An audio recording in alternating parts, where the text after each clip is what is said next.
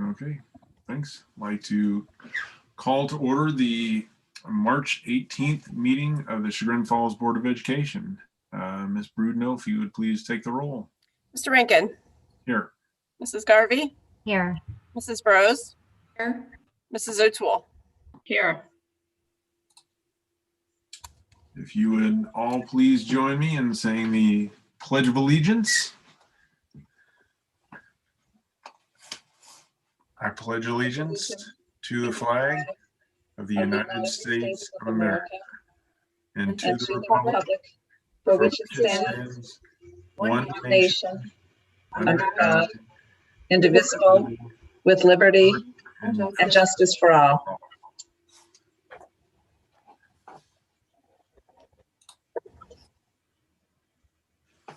All right. Thank you very much. Now we will go through the committee reports. Mrs. O'Toole, if you'd cover the Audit Committee and Board Policy Committee. I will. For Audit Committee, Auditor of State Office has determined that they will not conduct our financial audits for the period July 1st, 2020 through June 30th, 2025. That's a 5-year period, so that's 5 individual audits. A request for proposal has been sent to 5 area IPAs. That's independent public accounting firms, not India Pale Ale or anything like that. And then these are firms that the Auditor of State chooses. Pre-proposal meeting will be conducted next week with bids due to the Auditor of State's office on April 6th. The district does not get to make the selection of the IPA. The Auditor of State's office awards the contract based on their 100-point scale that has predetermined criteria in it. So we kind of expect that the state auditor does our audit every once in a while, and then they decide who they want to do the next year, and they release you to an independent firm, but they do the selecting. That concludes that report, unless anyone has any questions. Okay, Policy Committee, the next meeting is a Zoom meeting scheduled for Thursday, April 1st at 2 p.m. If another board member would like to join, just let me know. That concludes that report. All right, thank you very much. Mrs. Garvey, if you go to the Business Advisory Committee, Capital Planning, and Board Finance and Budget Committee. Certainly. There's no report tonight for the Business Advisory Committee. And as you know, the Capital Planning Committee has a meeting scheduled also by Zoom on Thursday, April 8th at 4 p.m. So we're starting to prepare for that. There's several things on tonight's agenda related to our projects that are upcoming that we can discuss as we get to those agenda items. And the Board Finance and Budget Committee has no pending meetings and no report. All right, thank you very much. For Record Retention Committee, we have no report this meeting. Next item, if somebody would like to make a motion, we have item 4A.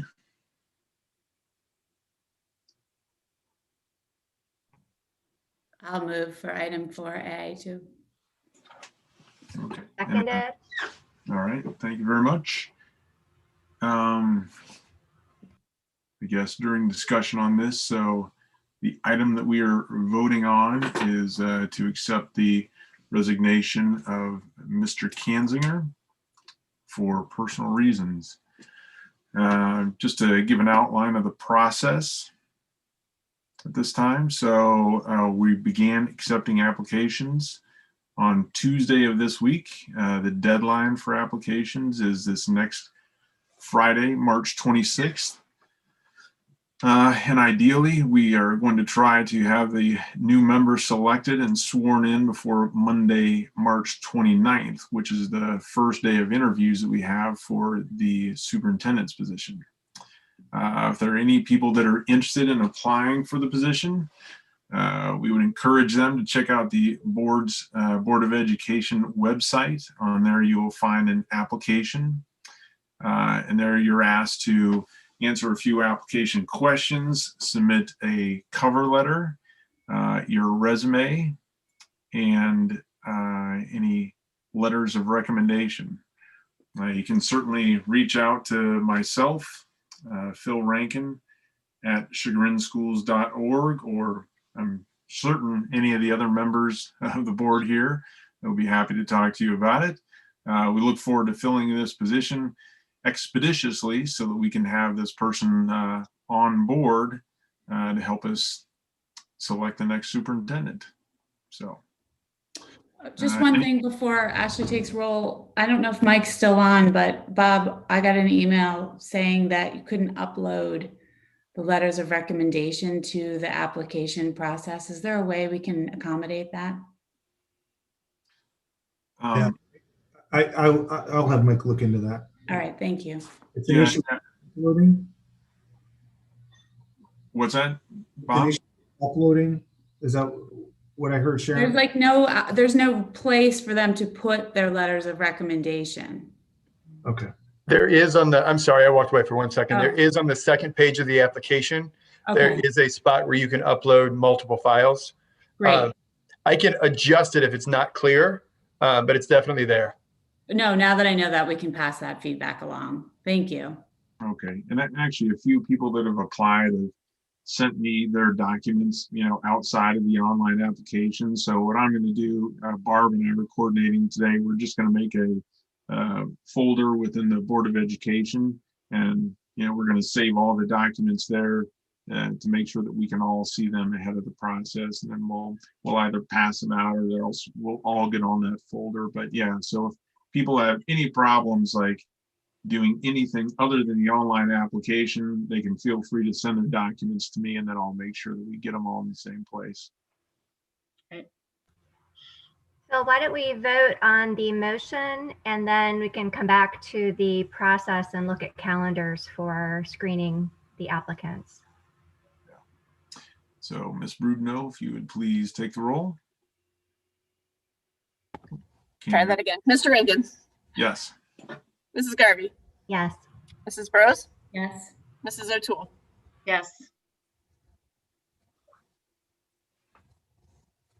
I would like to publicly thank Greg for his service, though. I think it was great having him on the board, and I appreciate that all he's done for the school district, and I'm sure he will continue to do lots of good in the future. Yeah, definitely agree. I know I said it in the statement, but he's been on the board for 3.5 years. So he's contributed a lot of time, and more importantly, a lot of thought and leadership. So yeah, we definitely appreciate his contribution to the board. We want to look at calendars.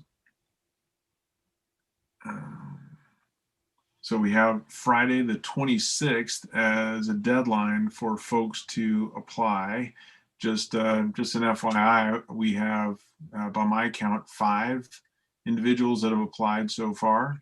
Oh, So that's good. A lot of interest so far. A couple right on the very first day.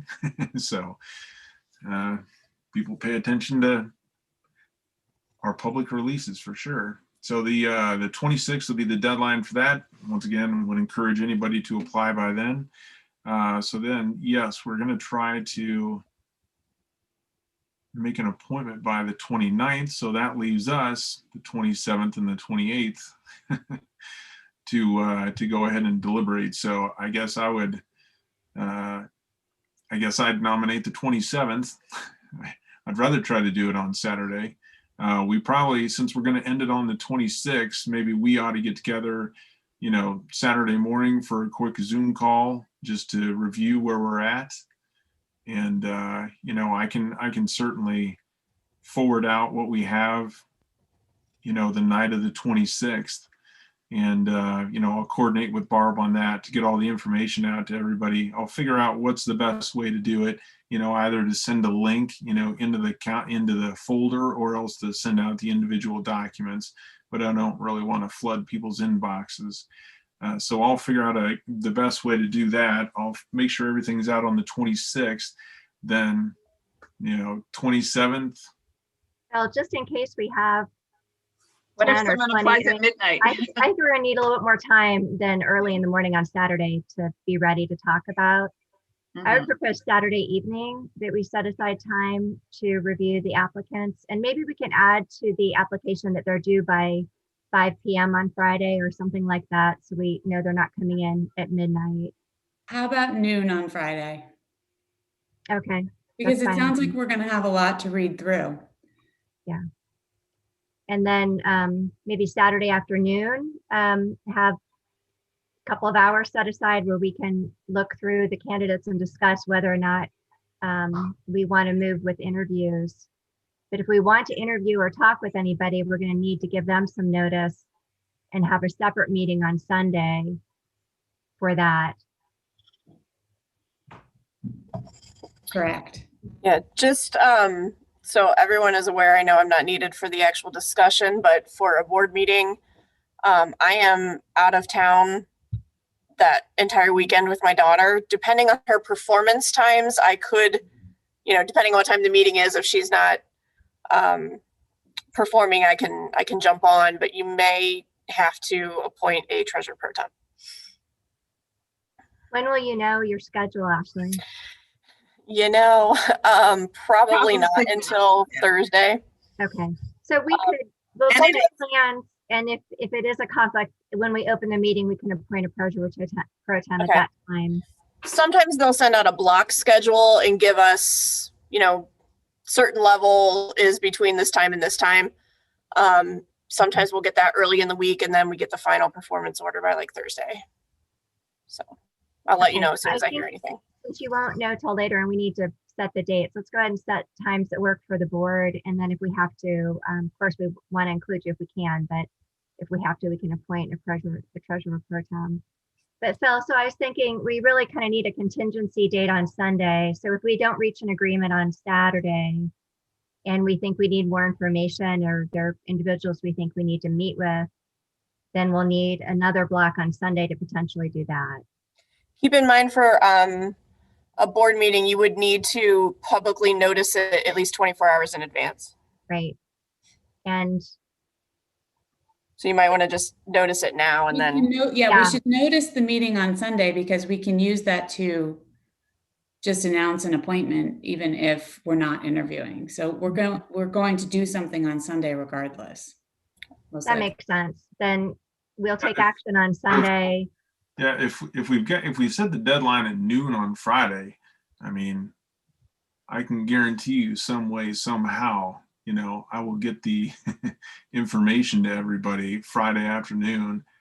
I mean, if we're gonna, this is my opinion, if we're gonna be asking people to meet with us, and we may not need to, but if we do need to have them meet with us, I really think we ought to try to meet Saturday morning and have them meet us Saturday afternoon, because it is Palm Sunday on Sunday.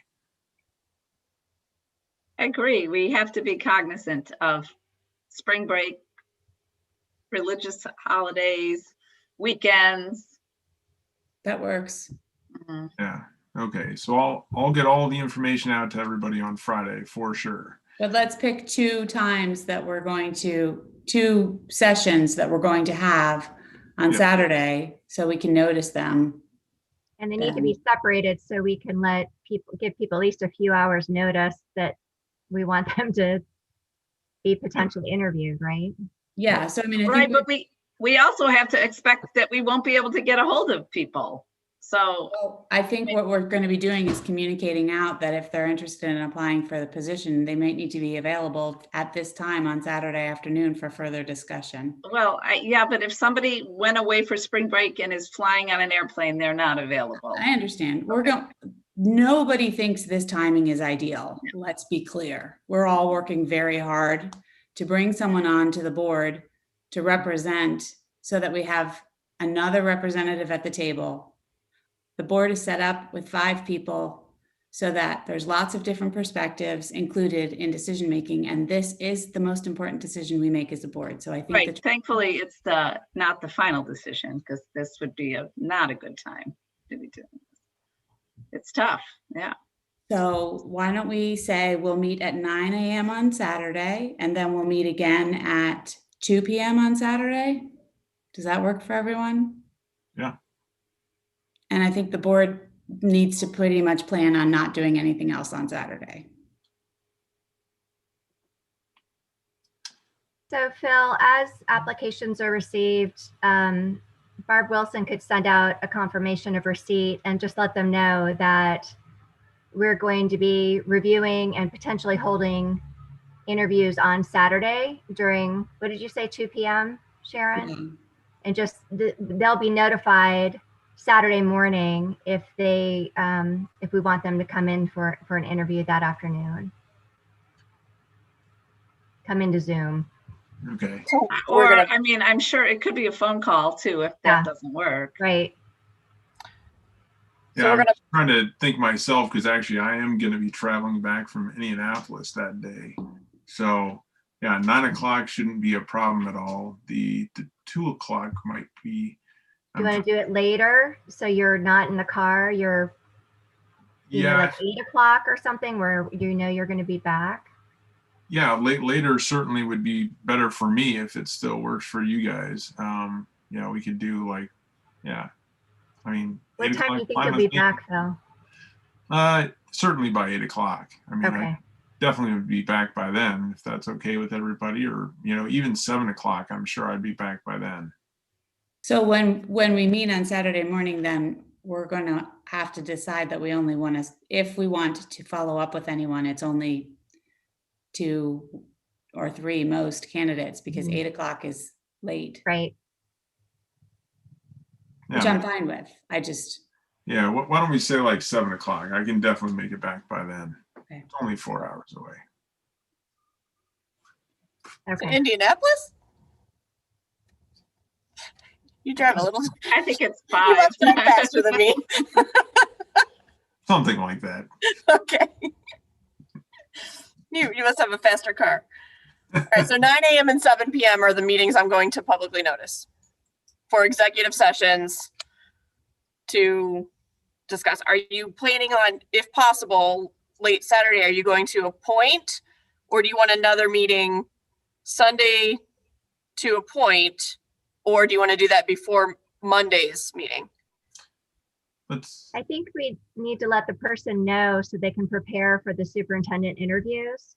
So if we did it Monday, it would need to be early. But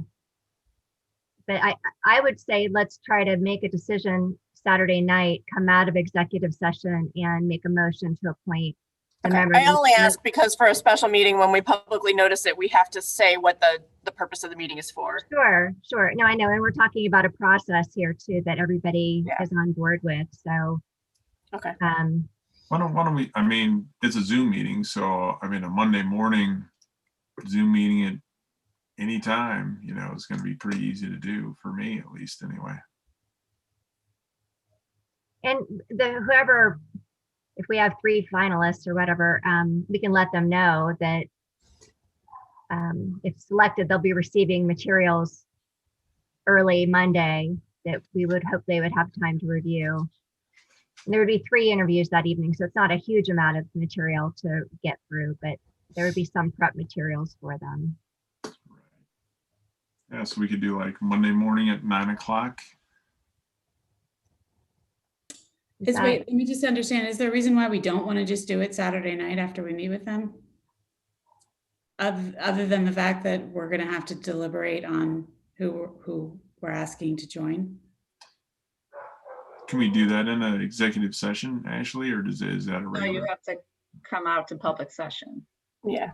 To talk about the candidates? No, you can talk about them in executive session. You can't To take a appoint, vote you to would. appoint.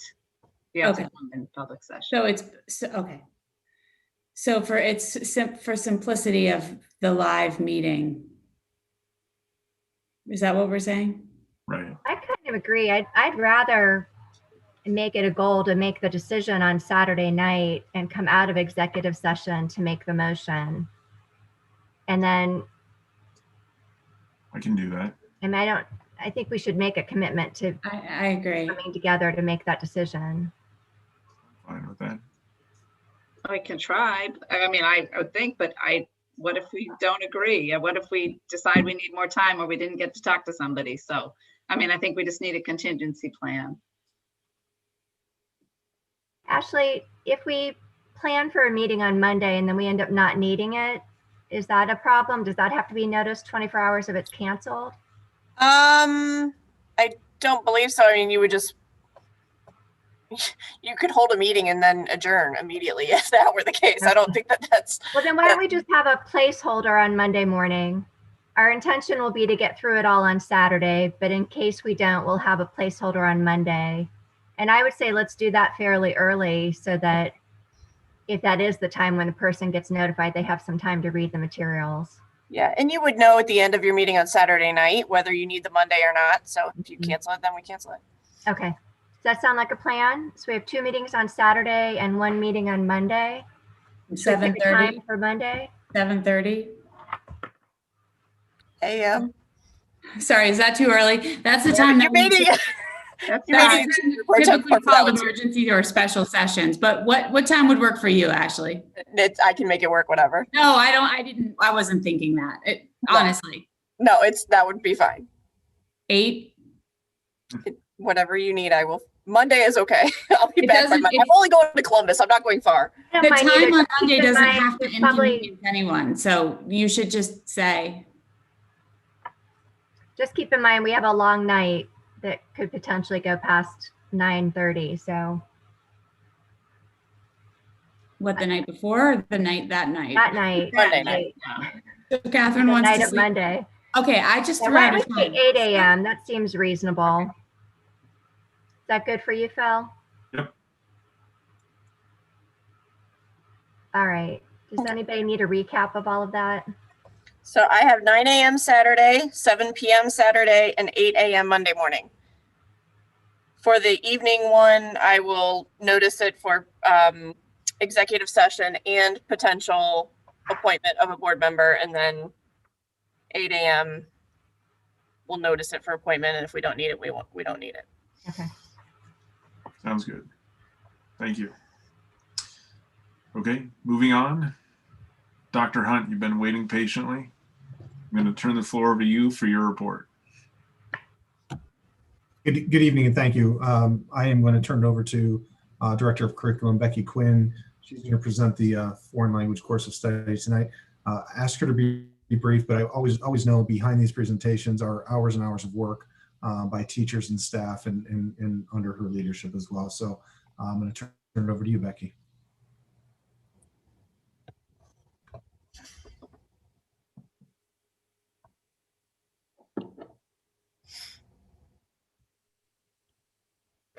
I really appreciate the opportunity to share our work this year with you in the area of K-12 world language. Move this out of the way.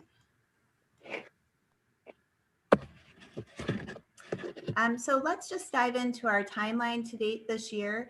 The Ohio Department of Education released new K-12 standards in the area of world language in March of 2020, which obviously was not ideal timing last school year. They, after that, extended the implementation period for these new standards to the 21-22 school year, which was perfectly aligned with the work that we had already planned for the 2021 school year to review the standards and to make programming decisions.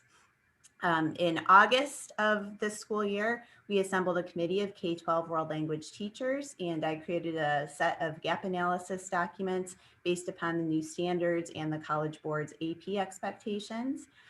In October and November, through our fall PD days, we tapped into the expertise of Kathy Shelton from the ODE, who's a consultant in the area of world languages.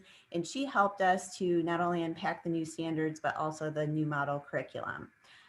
Work on the gap analysis document completion began. Access to all of the programs that are produced by any of the publishers on the ODE's approved list were procured and were shared with all of the K-12 teachers for their review. Annie Guo selected a new program that's published by the same publisher of the current program that she uses to pilot with her 7th grade students, called Go Far with Chinese. In November and December of this school year, our K-6 teachers met together and completed the gap analysis documents, and they actually identified a program from McGraw-Hill to propose for adoption called Viva el Español. Annie Guo also identified a plan for adoption of a new program for Chinese over the next two school years, as each of our programs in different courses expire at different times. In January, we kind of constructed our final plans to finish those outlier gap analysis documents, including the provision of time for common course teachers to get together to work on completion of the gap analysis document. Our French and Spanish 7-12 teachers worked to identify two publishers where their programs were of great interest, including Vista Higher Learning and Wayside Publishing. And we were able to contact them, get consultants from each of those companies to meet with our 7-12 teachers and present their varied programs.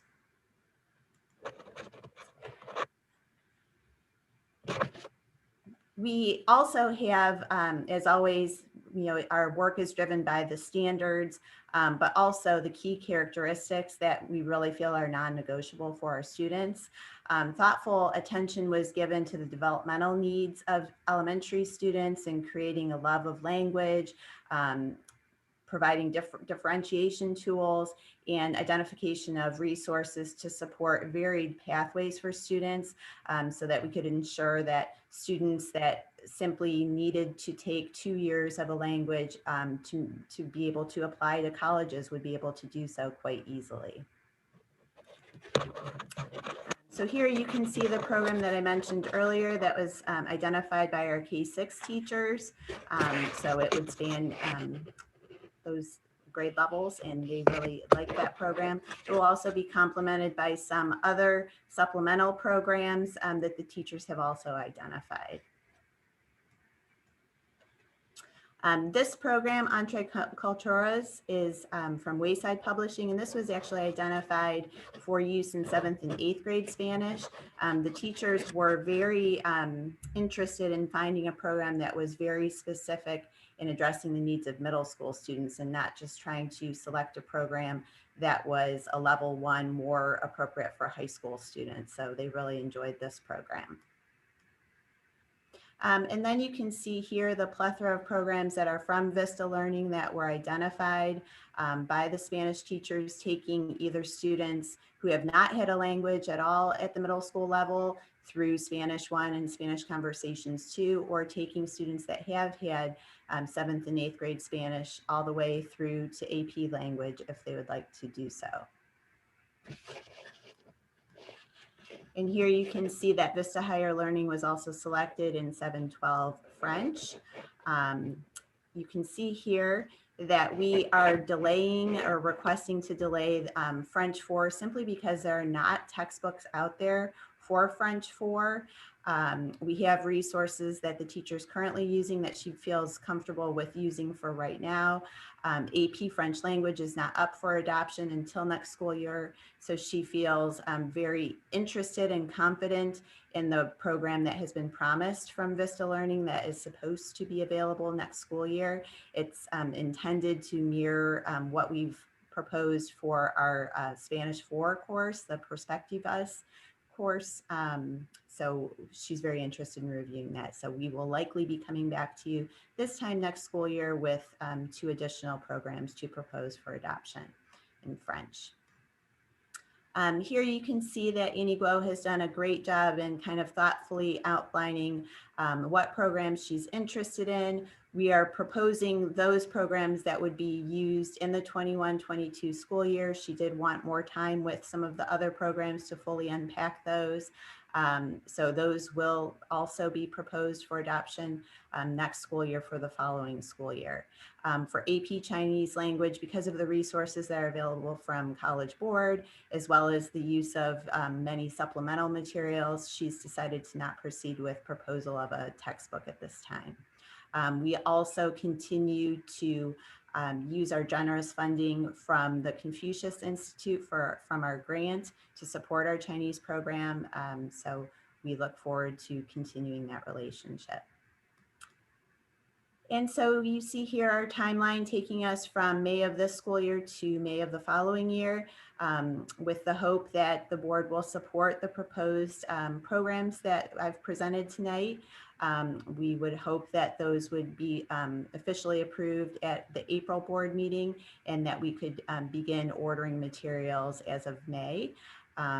We would, in addition to that, book our initial PD sessions that are provided by the publishers and the consultants from the publishers to help our teachers really know how to maximize all of the bells and whistles in each of these programs.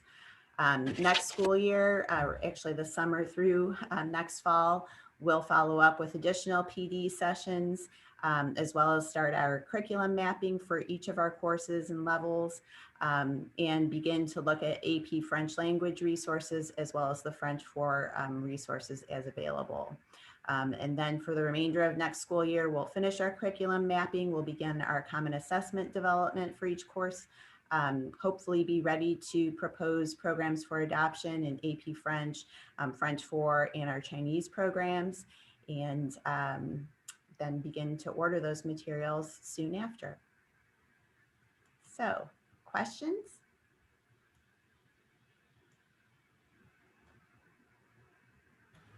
Becky, I had one. Is there any change in our language offerings next year?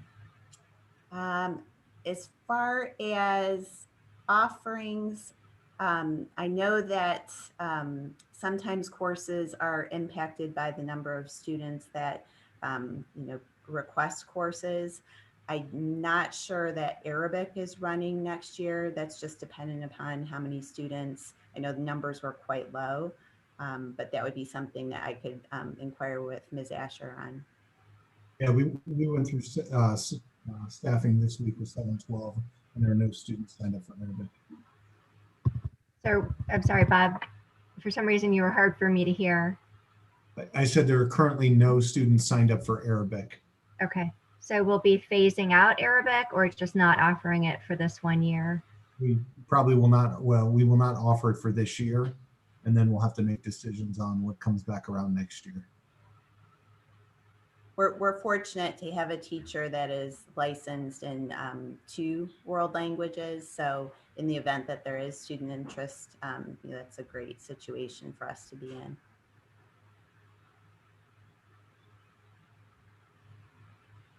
Were there any other questions? Thank you for the background.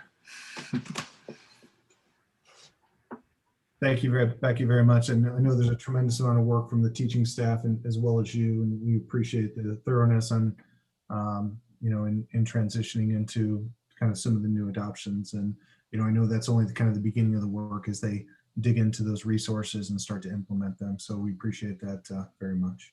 Well, thank you. And thank you to all the teachers that worked so hard this year. They spent a lot of time reviewing resources.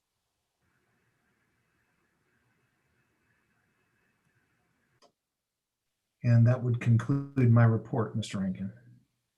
All right. Thank you very much, Dr. Hunt. Thank you very much, Becky. And thanks to all the teachers for their work. Appreciate it. Very conclusive and tight explanation. Appreciate it. Next, we're going to move on to the audience community participation. I know that we had some discussions with community members in between meetings. I don't think that we had any that we still needed to read to the public. Did you, Bob? Or I know we had a few asked, but then they were rescinded. I believe they were all rescinded, weren't they? Yeah, I think, I guess if you're okay, I'll address kind of some of the general questions that were in those. Yeah, absolutely. For those individuals as well. Just to give a little backdrop, we've received, and don't hold me to the number, I think about 3 emails from parents regarding the offering of a virtual learning opportunity for students next year, and questioning whether that would be offered, as well as kind of what would our model be coming into next year. So just a little bit of background and kind of where we're currently at. We anticipate, current trends holding in terms of COVID-19 and no kind of shocking information with variant or spread. We would anticipate offering a 5-day-a-week option for all students K-12 next year, based on kind of our current trends and where we're headed, especially with the vaccination of our staff. There is work going on at the 712 campus. We've consistently talked about what opportunities and what learning took place during this, during this experience with COVID-19 that we can carry forward and may improve what we do. There is conversation at the 712 regarding the transition to a new schedule at the 712. Whether that's a full block, mixed block, kind of they're working through that now, and we would bring that to the Board of Education for presentation for you to ask questions and certainly present it to you. Regardless, I believe that we would offer a full day option 5 days a week for all students. In terms of virtual learning, just to give the board perspective and the community perspective, we currently have about 12.8% or 13% of our students in virtual learning. The largest number in percentages at the high school, which is about 15%. And obviously we are in a much better place than we were kind of a year ago with a decline in numbers and vaccination for our staff.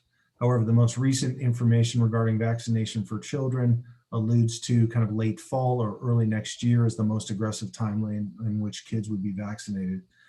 Therefore, we kind of anticipate that there will be a percentage of our families that will be considering a virtual option until that vaccination is available. Many may know or may not know, last year the legislature provided an opportunity for school districts to offer a virtual learning opportunity for families due to COVID-19. As of now, that has not been extended for school districts for next year by the legislator, meaning we do not have the authority to offer a complete virtual option going into next year. We currently only have the authority to offer a blended learning environment, which is a pretty loosely defined, what that would look like and maybe some potential for us to pursue. So there are many political layers to this at the state level playing into whether or not virtual learning will be provided as an option for public school districts. District staff has worked, our teachers have worked tremendously hard throughout the implementation and the necessary implementation of mitigation strategies for in-person learning while providing options for families that have chosen to remain in the virtual environment throughout the year. Things will definitely have to look different next year as we anticipate a large percent of our students being back and how we balance virtual opportunities for students if that's allowed. We've consistently seen a decline in numbers for our virtual students throughout the school year, and we anticipate communicating with those still in virtual in about mid-April to determine their comfort level and kind of interest in educational options for a return in the fall. That number, kind of in conjunction with the legislative action that I spoke of at the state level, will play a large factor in what model we are able to offer and what we can offer. And our intention is to work with staff to evaluate the numbers and create kind of the best alternatives available for our students. This could be Sugar and Staff program, partnership with another district, a program facilitated with the ESC. It really depends on the numbers and what flexibility we have. And it also could mean a blended option that we offer, as that might be our limitation by law. Certainly keeping our students connected to the district as much as possible and interacting with our staff is our preference and think best for our students. It would be my hope that we can make some type of recommendation or give the board some guidance on this by May. But as we know, this has consistently been a kind of a shifting issue as we've dealt with the pandemic. So I think I'll pause there. That's a lot for the board to process. Does the board have any questions? And I think I've addressed most of what was sent to us by the parents regarding this issue.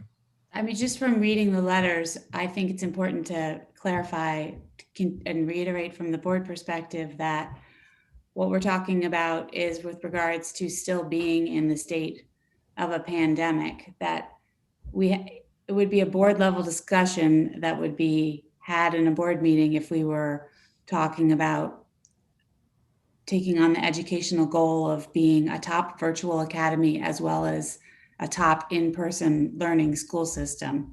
I think that's one of the concerns of the parents is that what we've done in the past year could could continue, and that they wouldn't have an opportunity to weigh in on that discussion. And I just want to clarify that that would happen at the board level, and there would be an opportunity for parents to share their thoughts at that time.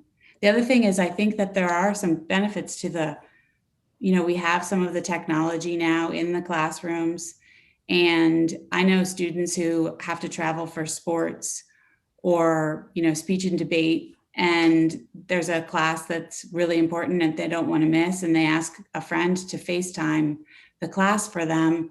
So they've been participating in this in their own way. And, there's a value now to using the technology that we have to facilitate a better class experience, even in instances like that. And then the other thing is, I know that there's been questions about attending sports now that as of March 29th, down to 16-year-olds can receive the vaccine.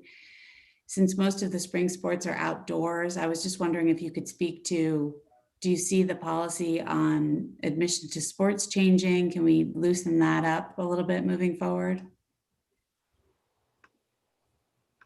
Yeah, so, Governor DeWine in his press conference recently said an order from the ODH would increase the outdoor spectator capacity from 15 to 30% outside. This is based on what is called fixed seating, and we cannot count standing room only. It doesn't count.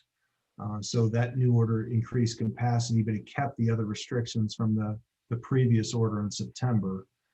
So in other words, you still must maintain 6 feet from other spectators. Families cannot stick together, or families can sit together, but other spectators would have to be 6 feet apart. And the OHSA has people to come out and look at this. So even though the capacity increased, you cannot allow more people than the 6 feet spacing would allow. So OHSA advises against traditional student sections because it will lower the capacity of the facility even more because of that 6 feet rule. So I think, without looking at our, bringing that locally to our capacity, I think our stadium's about 1,120 capacity on the home stands. So 30% of that is about 330 people. We have really made a priority trying to get, student parents and families in. And I don't see anything in the orders that are going to open that up for students as we currently as we currently see things and understand them. And we're dealing with the same things, in terms of events like graduation as we move forward.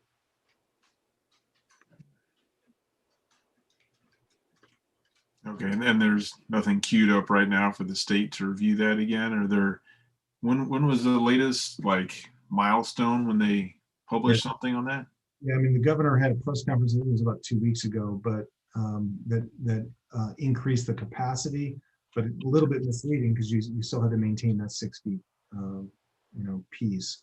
So we currently are kind of operating under the same parameters that we were under in the fall, which I know is not ideal, especially from a student perspective. Would love to get those, those students out to kind of enjoy those environments, but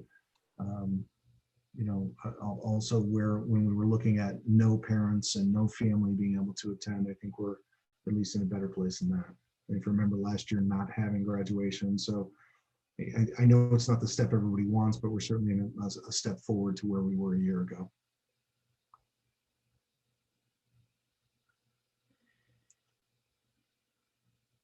I didn't count, but I wish I had the number of times you said option in your update. I think that's really the critical word is if we've learned nothing from the past year is we need to maintain our options to be flexible, to adapt to what's happening in the world around us. So I appreciate that you're giving us the information as it's coming forward, but also recognizing we can't predict the future either.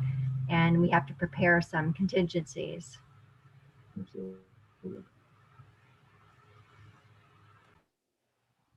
I think that would include kind of the comments that I got via email, Mr. Rankin. Thank you. Yeah, that covers everything that I basically received in email and otherwise. Ms. Brudno, did you get any requests? I did not. Okay. All right. Moving on. And of course, if parents or folks in the district do have further questions, feel free to reach out to myself, Dr. Hunt, or Ms. Brudno. You like to answer questions about stating capacity, don't you, Ms. Brudno? Forward on those. All right, but feel free to reach out to us and we will answer the questions to our best of our ability. Moving on, so we have, if I could have a motion for consent agenda item 7A through 7G.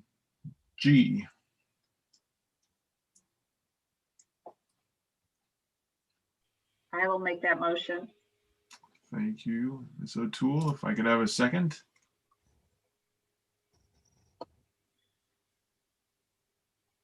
Second. Thank you, Sharon. Any discussion? All right, Ms. Brudno, if you'd please take the roll. Mr. Rankin, Yes. Mrs. Garvey, Yes. Mrs. Bros,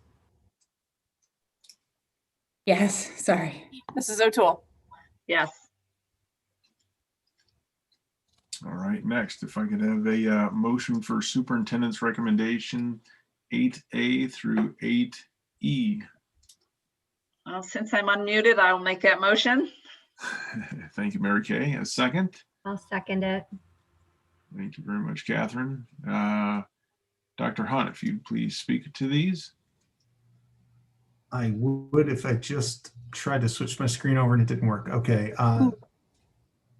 Item A is the recommendation to accept the resignation of Carolyn Petit.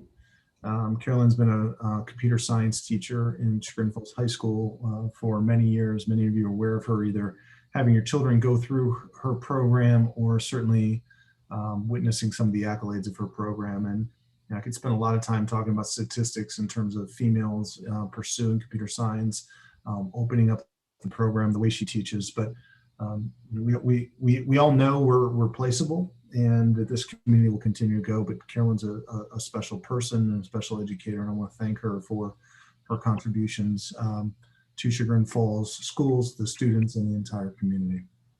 Item B is a recommendation for stipend payments for staff members that had student teachers.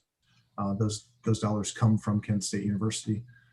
Item C is relevant to Mrs. Garvey's comments in terms of moving forward with our PI and capital projects for the summer of this year. This is a recommendation authorizing the administration of the improvement of the sanitary lateral line. This is the first time we've entered into a partnership with the village. We did get pricing through them. We did have an engineer review costs and review the contractor, both from a cost perspective and contract perspective from our folks. This is a very fair deal, and believe that it will be something that serves the district going forward. So we appreciate the work of the village and the partnership in allowing us to leverage some of the cost savings as they've improved East Washington Street. Item D is some of the roof projects for this summer.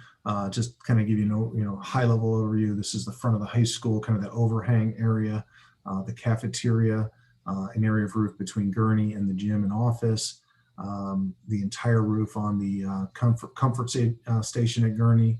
And these came in under budget with taking all the alternates. So we feel pretty good about that as well. And then item E is additional lighting, updating of lighting really to LED exterior lighting, both at Gurney and the high school. Some of the additional lighting is kind of wall packs, which are put onto the building and will convert the current poles to LED. This project came in about $12,000 under budget and tremendous amount of coverage. So we had a lot of bidders on these projects, and we feel really good about the cost. So I'm recommending that those projects be approved to move forward for the summer. Any further discussion?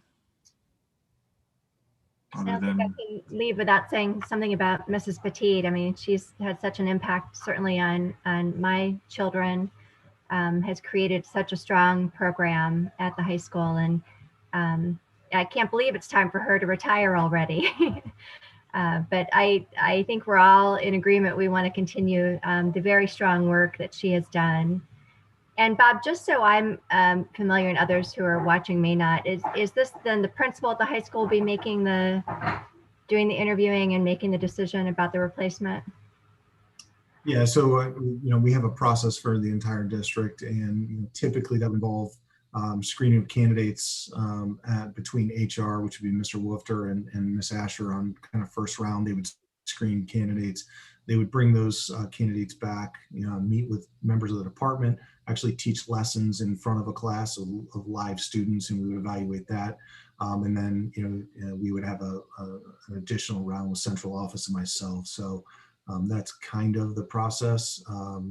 Mostly it's site-based, where the high school would make a recommendation, but it certainly comes through central office as well. And this is one of those positions where she's built quite a program, and there's certainly big shoes to fill.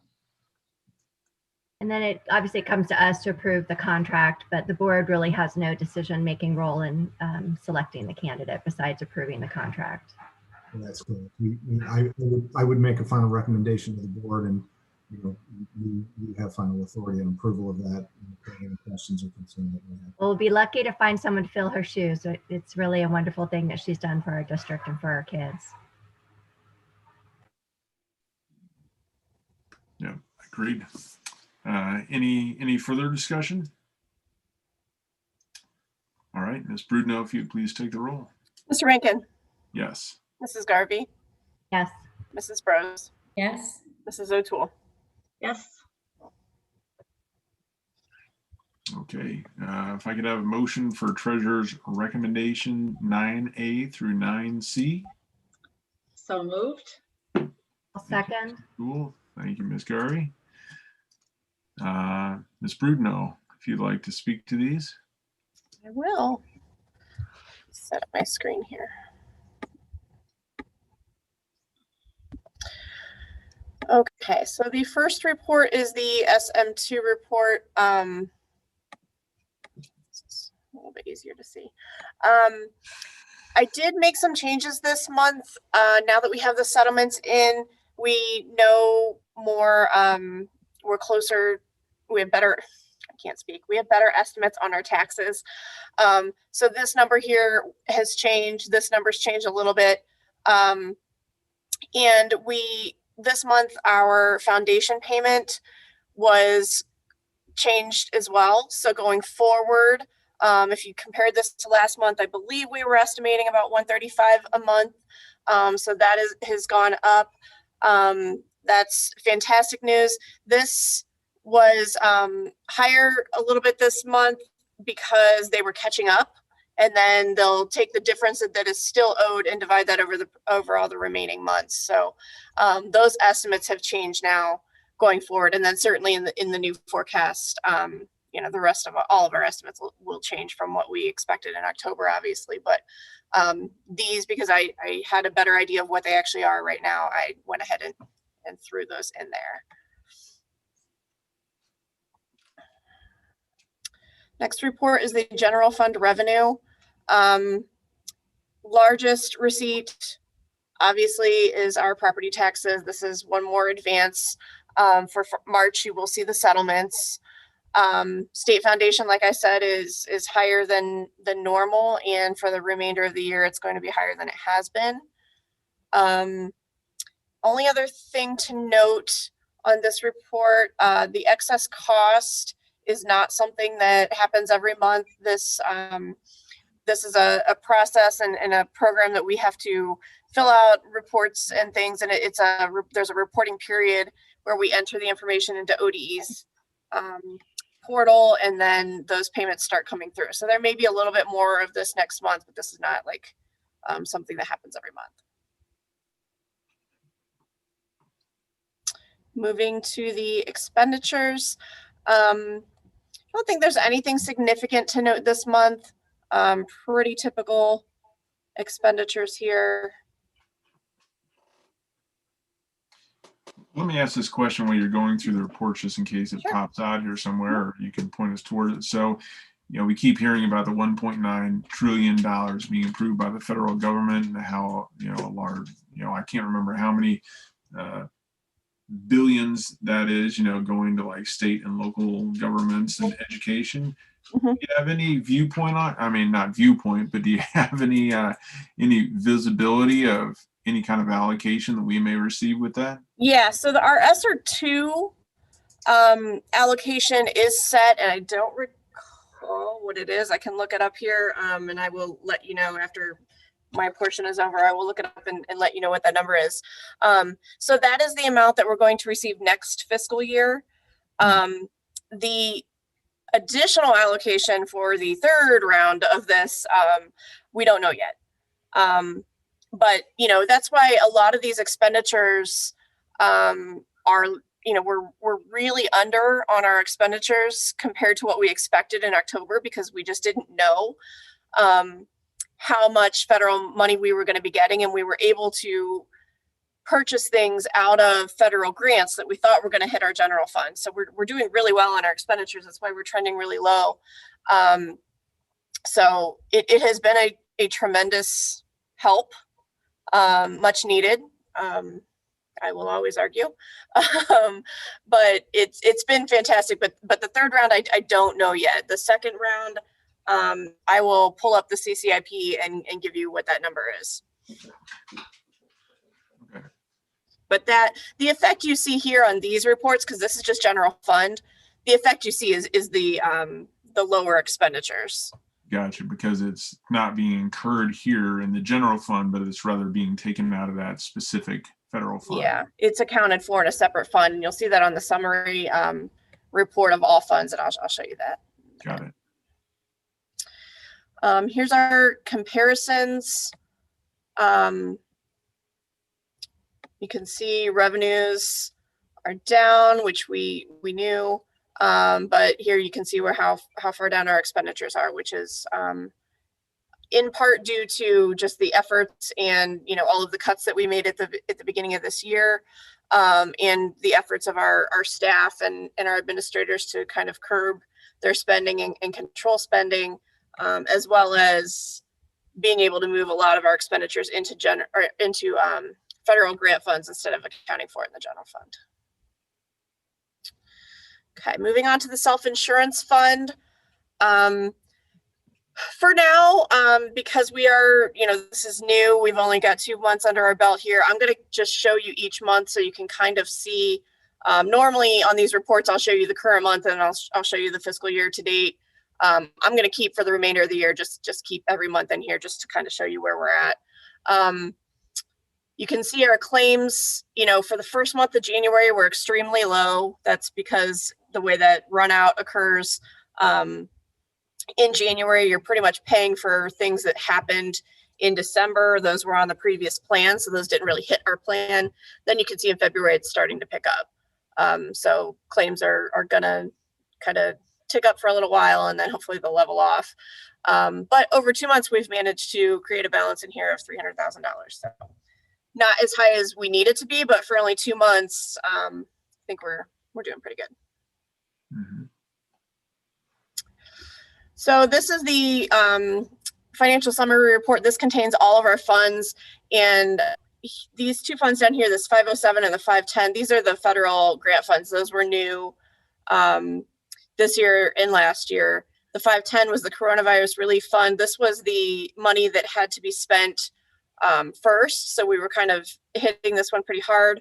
The ESSER fund has the requirements are very similar. We were using most of it for PPE and cleaning supplies and things like that.